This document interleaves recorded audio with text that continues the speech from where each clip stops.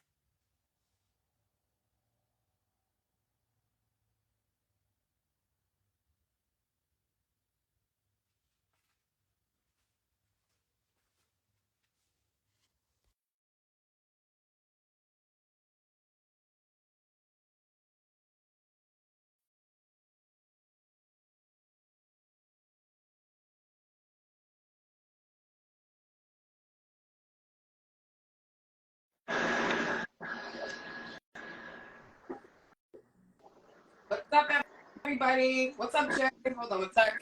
Make sure I'm on. Hi, can you hear me? Yeah, here. I'm still engaging on the hosting. Yeah, no problem. I'm going to share this with some people.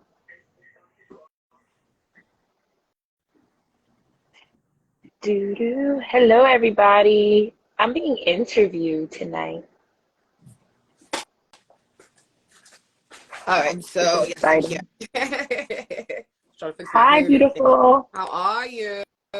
What's up, y'all? Welcome back to Live Hangouts with me, Tia Savannah, live on the Swanger Magazine. I got a new backdrop network. I have my guest today. We were promoting it before as J Rose Experience. That's her brand. Her name is My Crumbled Thought.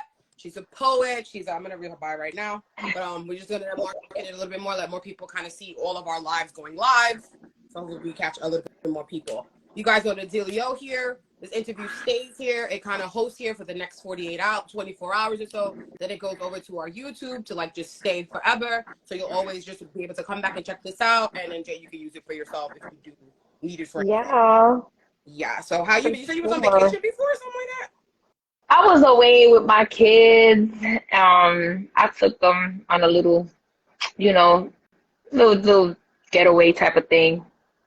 Nothing too extravagant. Just a last little hoorah for the end of the summer before they start school on Friday. I am just I'm sharing this with people. Good. I don't know why.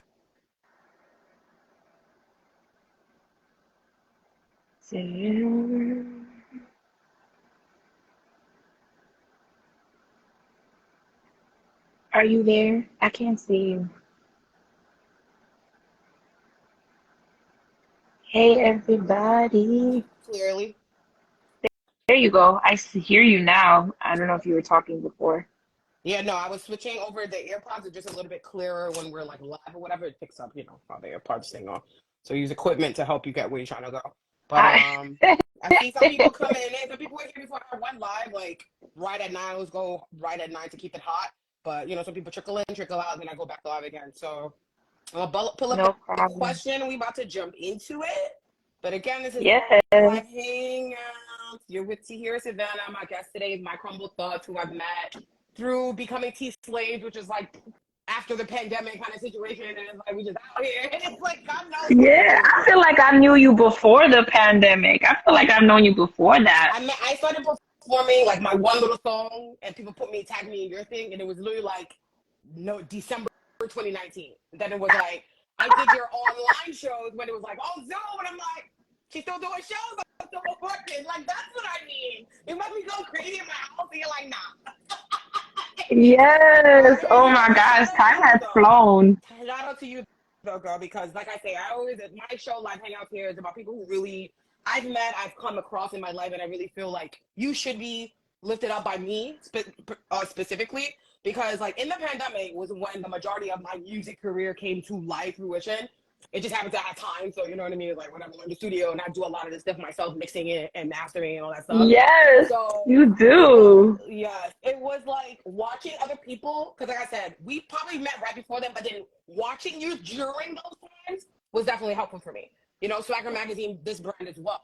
It's like, you know, sometimes you want to quit, but it's like nobody else did quit. So it's like, now they're gonna be like, why you quit? And it's like, you know, so you need that like everyday motivation. Not every day, but you know what I mean though. You see people take a break, you see people switch it up. I see you do an event in the park. I see you try to transition online. So it gave me that same like, let me try to Yes, get it together. Do it yes. all.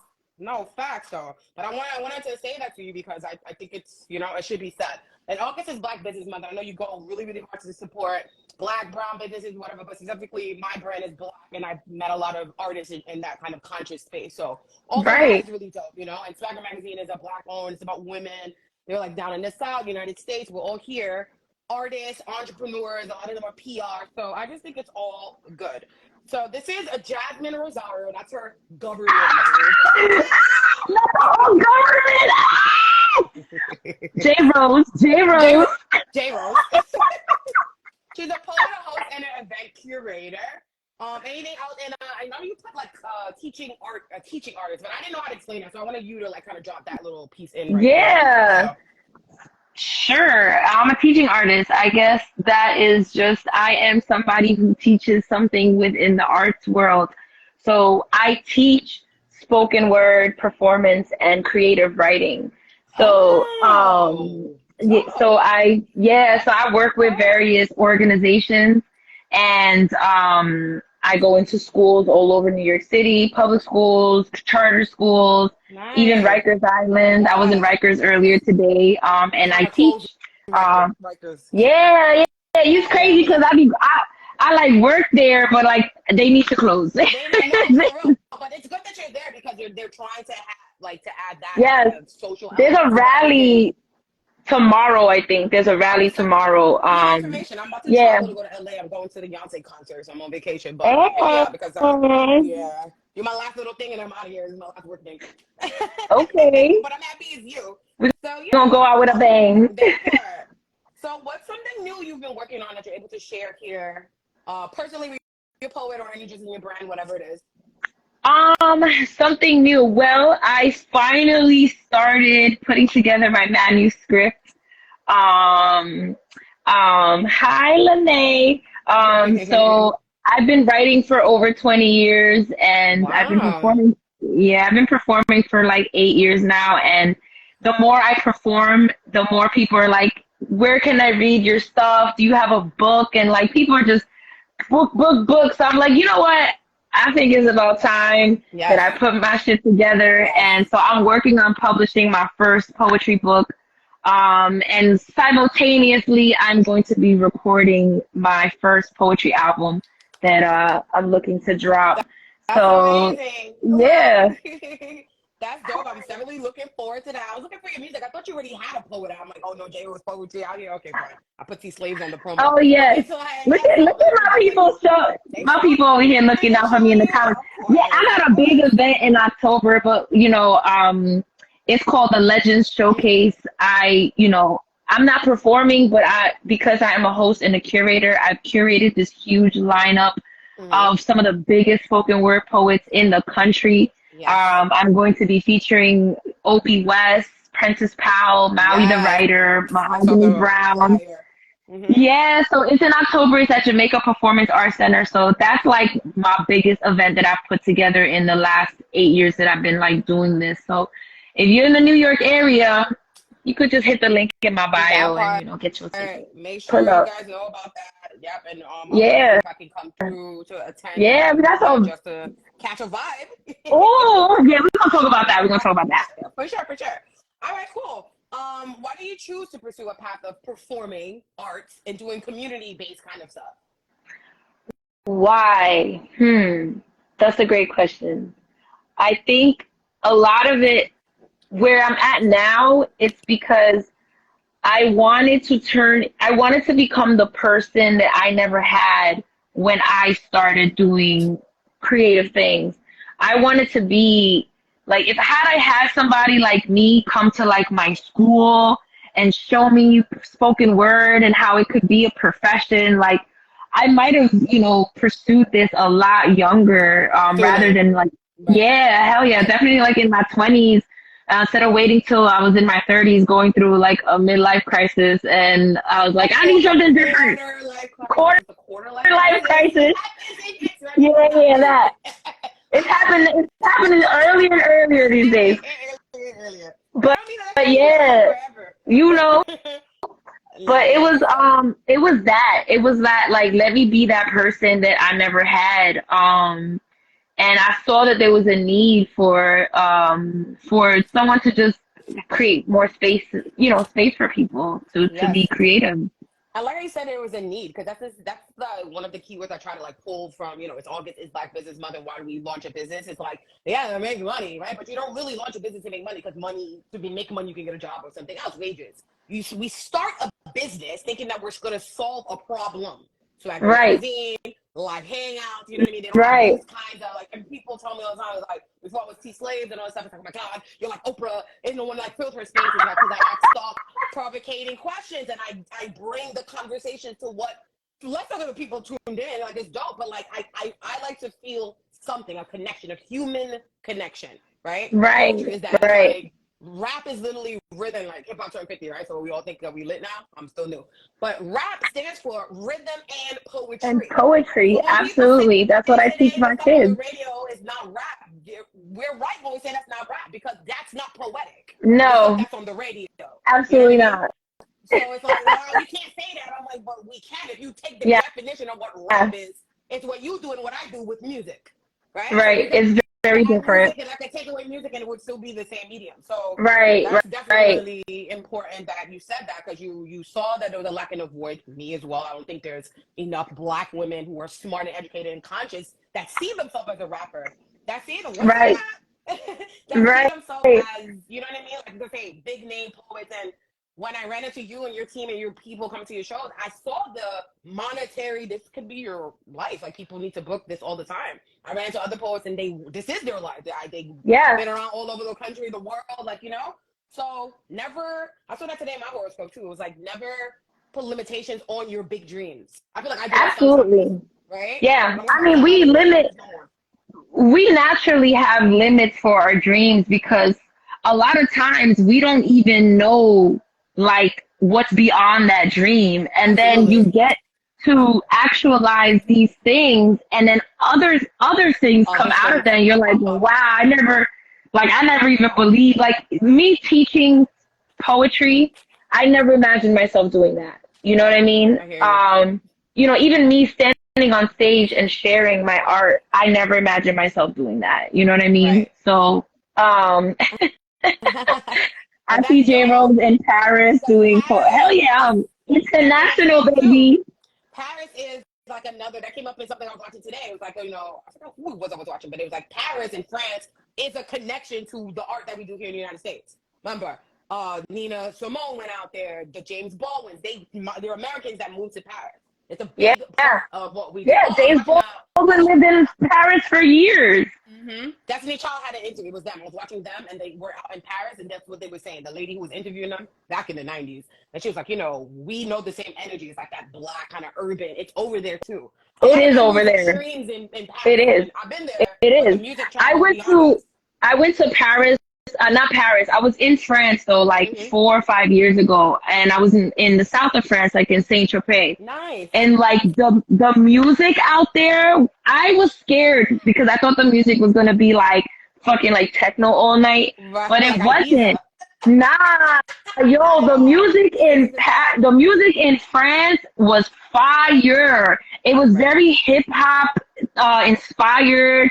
Very like a lot of Afro beats and like very culturally flavored layers to the music. Yeah. Like I ran into a bar that was playing like 90s hip hop all night. I was like, oh, this is home. I'm going to hang out here all night. Legit. And I'll have a croissant. Absolutely. Okay, cool. moving on with our interview, what does confidence look like to you? I added an extra quick for you on social. So social media, videos, Ooh, TikTok, Snap, Facebook. What does confidence look like ooh. on social media?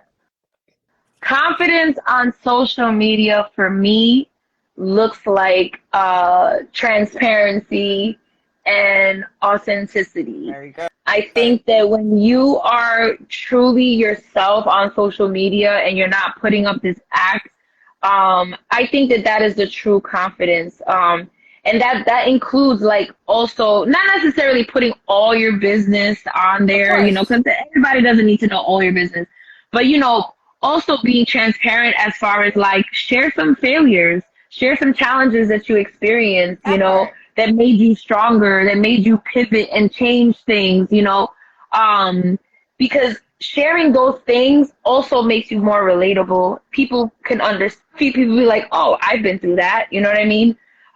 So I think that like for me, there are times that I don't feel confident, right? And you still show up. But I still show up. Absolutely. And I I can fake tell it you're till being I feel authentic. it. Yeah, like, yeah. I don't That's feel exactly it. confident. But then when I'm honest about like what I'm dealing with, and I'm a little open with it on social media, I feel like, people tell me all the time like, "Oh, you're so brave for sharing like these parts of your stories," because Right. a lot of times people see me as a leader and they see me as this like boss lady and like all this other stuff, but like I go through shit. Like I cry and shit, Right. I be Right. I'm angry. So, showing those things, I fuck up, I make mistakes, shit happens sometimes. And I don't mind sharing and being myself. I think just being yourself, that way when people meet you in person, they could say to you, oh, I get this all the time. They'd be like, yo, you are the same person that I see on social media. You are the same person in person. And Mm-hmm. I love that. It's That so means true. I'm doing something right. I'm being myself. Absolutely. And I totally agree. I share a lot of my mental health struggles and stuff like that because I don't think people talk about that openly enough. You know what I mean? And I'm like, well, I'm telling y'all right now that I'm not having a good fucking day. I'm not okay. Nobody say Send nothing to help. me. Nobody say nothing. They just be like, all right. Now I They keep see it DMs real. over I'll be there. like, send me And some memes. right. Send me something or something. Then I'll see like just the random phantom, all these like positive things coming in my. I'm like, oh, so y'all heard my cry for help. I'm just making sure. But, And I do right, want to but show other people that you should do it too. Like, you know what I mean? Like, I I get how think that that's personal great. and boss you I are. think Like, you're having a bad day. yes, and I think that that's great. I think that when people are open about like, yo, I'm not okay. I'm fucking sad right now.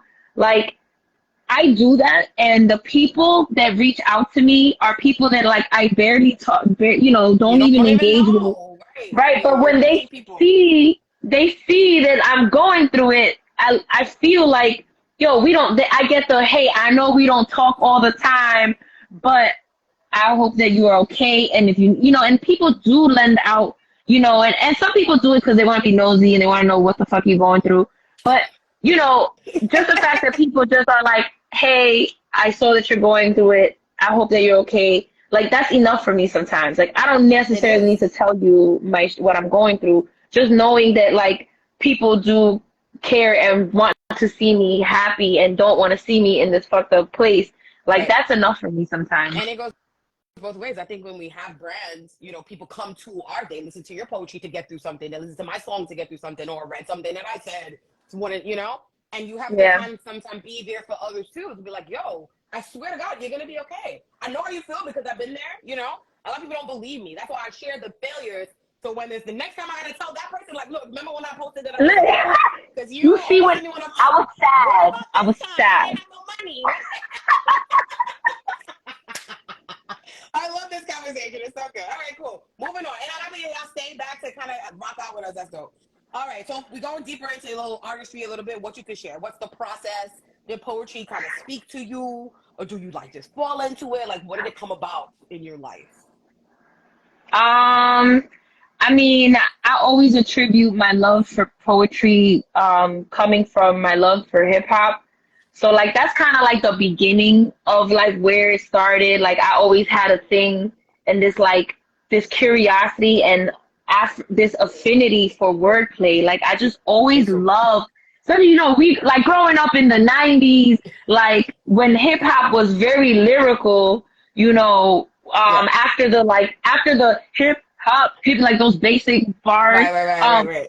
The '90s was really like when lyricism like stepped up, and dudes was like, nah, we're gonna talk some shit and we're gonna play wordplay, metaphors, like all these devices that we actually use in writing poetry. And I didn't know what any of that stuff was. Obviously, I just knew I liked it. And yes, I didn't even know what they was doing, but it was my thing. nah, I didn't even know, but I liked it. Right. I liked I it. remember like going to that's my story I tell all the time. People kind of understand that before even the internet. I'm like, I remember going to the library to like do all this work. The work was done.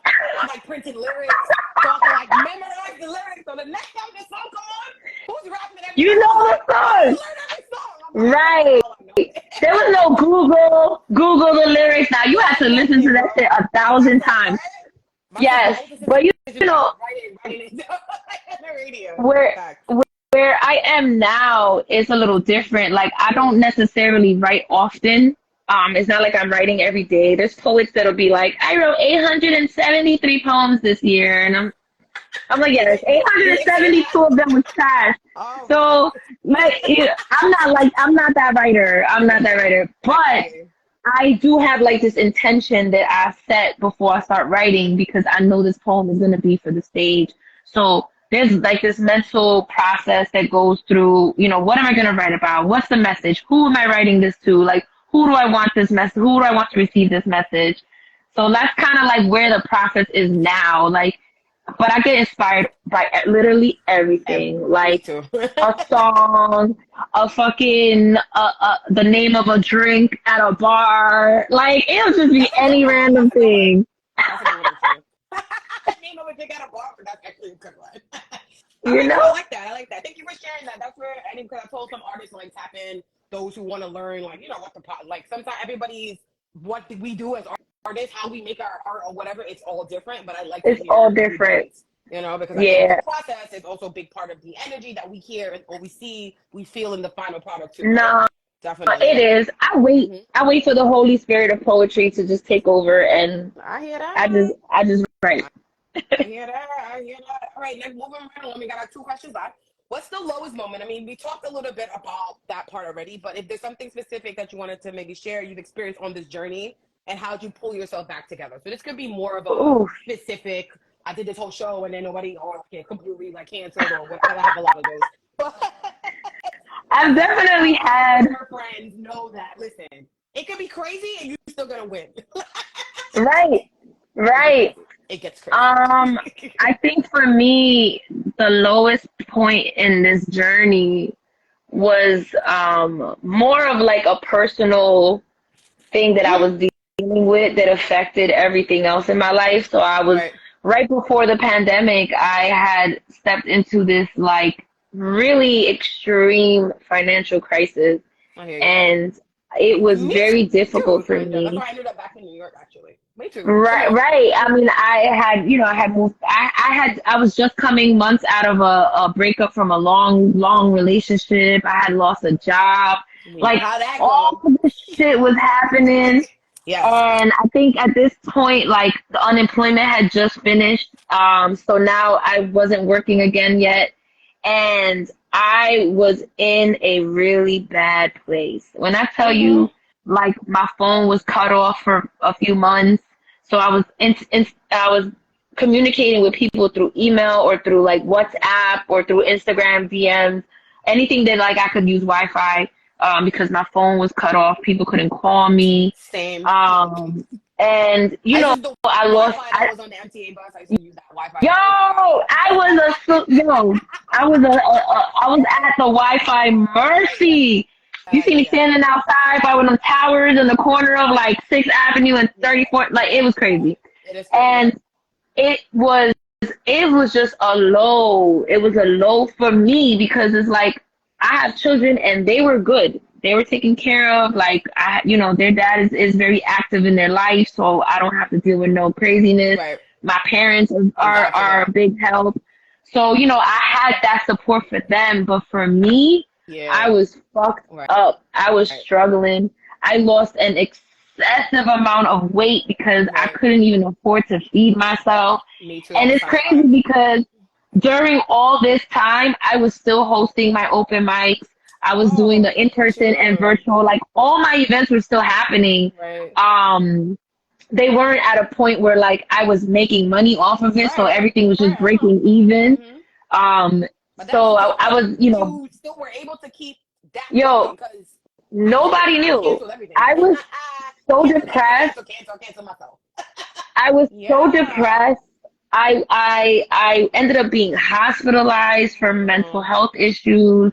I mean, same. people didn't even know I was in a mental health facility for like a Hmm. week and nobody knew because the only people, there was like a few people that hit me up like after a few days and was like, yo, I haven't seen you post nothing on Instagram in a few days. Are you okay? And they checked up on me and I found that very moving because I was like, wow, like people really checking People for me. recognize your absence too. Like if I don't see you, it's like, wait, I don't see you. Right. I'm like, And what's so up? people were What's like, that? are you okay? And I'm like, actually, I'm not okay. I just came out of a mental health facility. So that was my lowest point, and that was like at the turn of right before the pandemic began. I was like right around like December before the pandemic. That's when things finally started to shift again in my favor, and you know, Absolutely. I started working as a consultant at the New York Times for their human resources department. And Dope. then the pandemic hit and they didn't renew the contract because they were trying to Right. figure out What to do? the whole world was trying to figure out what the fuck to do. Right. But then that's when my life turned. There was a shift and things started like there was this trajectory that I started going up, Right. and it was a very low point. And honestly, like it's like a fear. Like I guess that's one of the reasons why I work so fucking hard right now because I never want to be in that place There again. again. Like I Yep. never want to be struggling to I'm about that to bring tears extent to my eyes, ever. bro. When I did my lashes. Yo, nah, yo, I was fucked up. I was No, fucked up, that's some and real shit right there. it's That's some real ass shit that you just got. scary. It's That's a real scary to fear. not want to go back to something that you already know that you survived. It's like it's a what's the word? Yeah. Debilitating fear. It could just make you Yes. like, I'm not gonna do anything. I'll just stay here. But we have to like keep going, No. right? Like I'm going back to literally Hollywood on Friday, right? And I'm going back with I'm going to Beyonce's concert. Beyonce. It's like I'm putting myself back to that strong person who didn't come back super as size 5, who didn't even have an ID to even sign up for EBT. It's like I had Right. nothing on it. Right. Like, not even my name was on Right. my car. I got married over there. Like Right. I never had, and I never felt like that in my whole life. Like you know what I mean? I was 33 Right. years old, and I'm like, I really don't know how I was super up. And I'm just back in my Right. aunt's house, Is. YouTube, and I did like the similar same thing you did. I tried to keep going slow, but thank God the music, I think, saved me because I wasn't an artist before that. Like you know what I mean? Like, and Right. it's You again, struggling. I feel the tears The for real. crazy shit is that like it's scary, right? Yeah, And what's scary about it for me is that like just because I made it through that and I made it out of that doesn't mean I want to go through that shit again. of course, right? Like I don't want to, you Never. know, I don't. It's like it's like when somebody like breaks your heart and people are like, well, you've had your heart broken before, you've gotten over this person, and it's like, yeah, but I'm fucking tired. I'm tired. So that's how I feel about those That is so traumatic true. That situations. is so true. I like I never just heard it think like that, but that's so true. Like, why is yes, my heart broken anymore? I'm tired. Just because I survived it doesn't mean I gotta go through it again. Facts, facts. Well, thank you so much. That segment right there was a highlight of our interview. That little side segment. No, for real, because like I haven't felt this like hang out in a while. Like I didn't get this like you know what I mean. I think it's the real of like the same kind of situation too. But it's like Right. I haven't really heard that many people share a similar story than mine than today. That's why I like to ask questions too. But no boo-hooing. Let's move on. What have been some highlights you've achieved as an entrepreneur so far? I know you said some of the brands that you were the ones I performed on. They're like on a pause. But then I saw an email that I can perform at an open mic on December 8th. So I'm like, Oh yeah. Okay. So let me explain that. Yes. Yes. yes. So the J Rose experience was a project that I did. I launched during the pandemic, and it was a Mm-hmm. talk show. And I was Mm. traveling to different cities interviewing poets and creatives in those cities. Okay, nice. So That's we what's up have over here. yeah, so we have 4 seasons. The first season was in New York, then we did Atlanta, then Philly, and then Tampa. So but the last season was in Tampa, and that was in 2022. So I put a pause on filming because of budgeting, and I was just a lot of things with the production team that I was trying to figure out.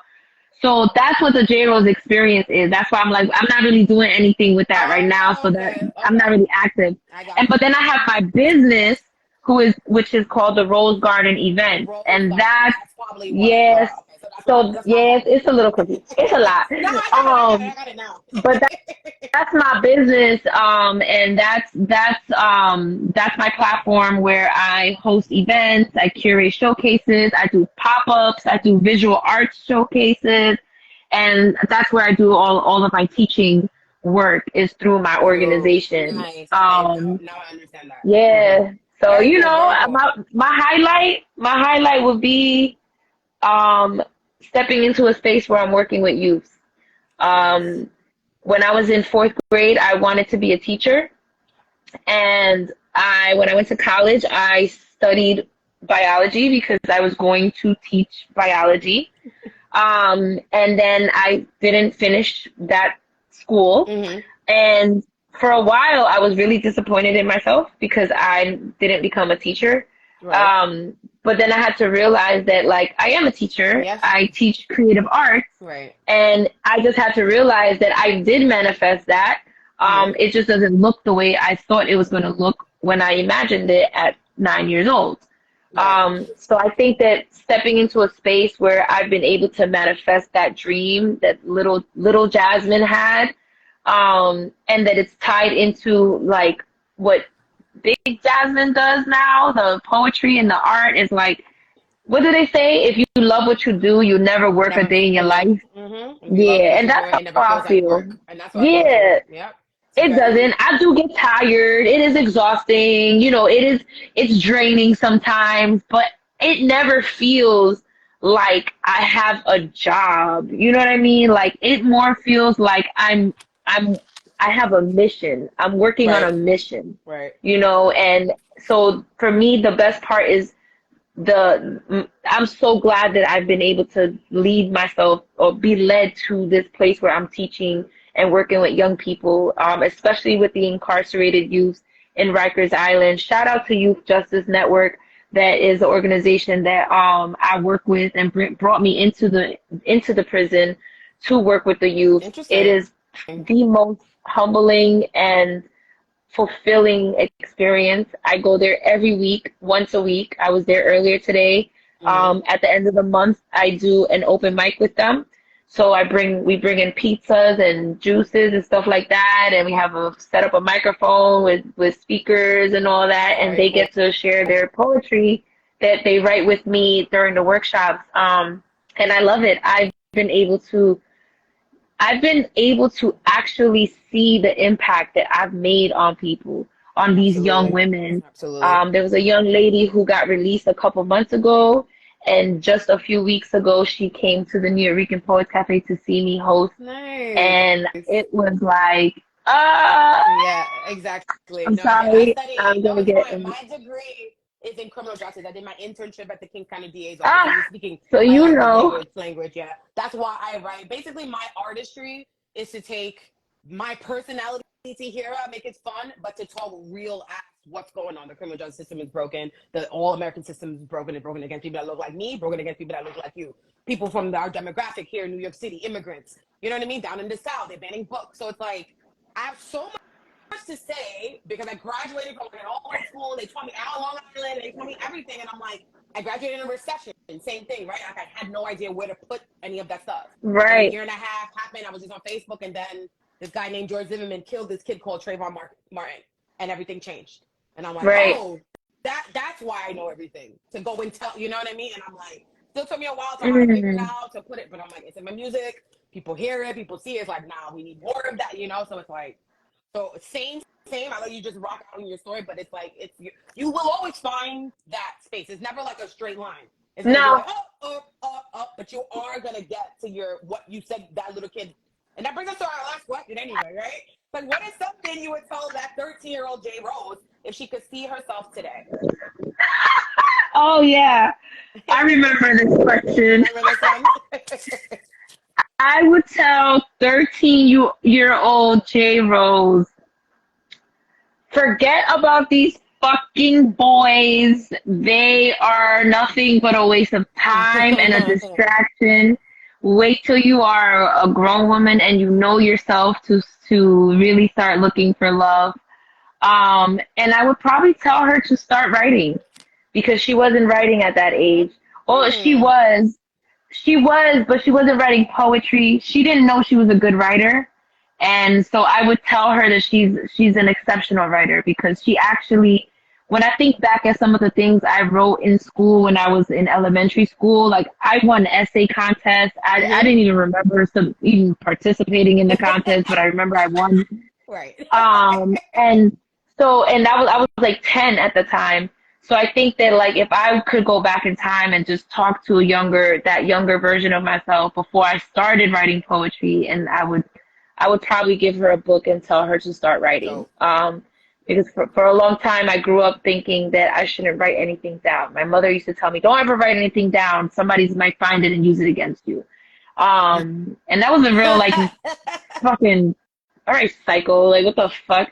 You know, like what? Who hurt you? Like what the hell? They said it. You just said it. Like their mom, they have their own generational. Right, that's generational trauma. Like, and it almost passed down to me, but you know, luckily. I'm doing now. Don't do any of this. Just yeah. Oh my God. I'm not gonna do that. So I was always afraid of writing down how I felt. I was always afraid of writing down my thoughts because I was afraid that someone would find these things and use them against me. So I would tell my 13-year-old self, like, your mother's bugging. Write your heart out, girl. Write it. One thing that I think my younger self had going is like I'm still a very younger self. I don't have a kid or anything like that. I have a husband, but I never let go of the freedom. That's like a kid. Yeah, it is though. It's worse than a kid. I have a husband and a girlfriend. I'm like, child, I don't have no more time or money. But yeah, it's like I tried my best despite like growing up with my parents with that drama and like having to be raised by my grandma and just all these different financial issues and whatever issues, you know, I never let it change who I wanted to be, like the happy person, the person that I never want to come across like a person that had the breakdown, that was on the 5150 home. I tried to always, whenever I could go back, it's like, just be who you were supposed to be, you know, and I think that in turn helped me to just keep achieving as well. So definitely align to what you say. I think that's all of us as human beings too. Whatever we want to do, you keep going, no matter if you fall to the floor, you keep picking yourself back up, you're going to get to the end. You will get to the end. You will. And you know, you will inspire others. You know, any final thoughts you want to drop here? You know, don't be afraid. You know what? Yes, be afraid, but just do it anyway. Do it anyway. Because you know, if you think that you're not going to be scared after you do it, like you're bugging. Like people that, you know, like people that are afraid of getting on the stage and sharing their art, like they're afraid. Okay, well, that feeling never goes away. Like they're nervous, they're scared. Like it never goes away. I've been on stages for 8 years. I've performed at this point hundreds of times, and I'm always nervous. I'm always a little like anxious. Right up until the end too. I'm like, no, I'm fine. And then it's like you hear, come to the stage. I'm like, yeah. I feel like I hear that. Because if you don't have that, that means you're not going to the stage with any of your own stuff. Right. And you know, it's because you care. You care. You're nervous because you care. Yeah. So do it. Do it if you're scared, because you're always gonna be scared. So just might as well just fucking do it. No, that's my last word. I love it. This is one of my favorites interviews. Thank you so much, girl. We're just gonna leave it here. It's gonna rock out here. This one went a little longer, so if you guys have to watch a replay, I apologize, it's like 40-something minutes. But we're gonna cut it down for our YouTube for sure. But this is a lot of gems in here, so I hope you guys do tune in. Thank you, girl. I'll see you when I come back. Thank you. And yes, come on out. Bye. Peace, y'all. Keep growing. Bye-bye. Bye.